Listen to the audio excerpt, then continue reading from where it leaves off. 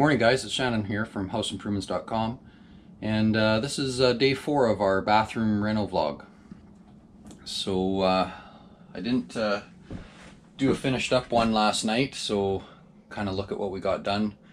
We got all the vapor barrier all installed and sealed. All the insulation's done. And we're starting to keep the heat in now, so let's see, other things that got done last night is the electrical got finished up. My son came in and finished that up. He's an electrician, so he came in and finished that up for me.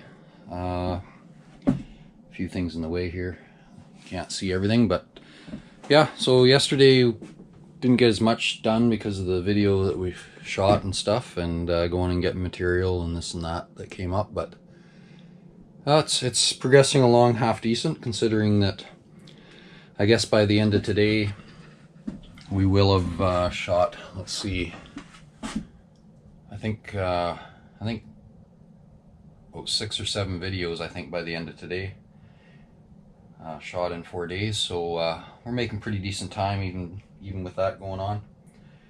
So we'll see what happens. We'll check in with you later in the day and see where we've got to. Hi, I'm back. This is the end of day 4, and I didn't get nearly as far as I wanted to today, but you can see I got the tub installed and the rough in for all the plumbing for the shower and tub. It's all installed today. I've put some plywood down just underneath the floor, but I didn't do the rest of the room because I've got to do some work around the toilet flange here. I've got to actually cut the floor out and replace that, so I didn't want the new plywood in the way right now. What else? Yeah, didn't get as much done today as I really wanted to. I also found out that I've got to fur out this wall here. I slid the tub all the way to this end,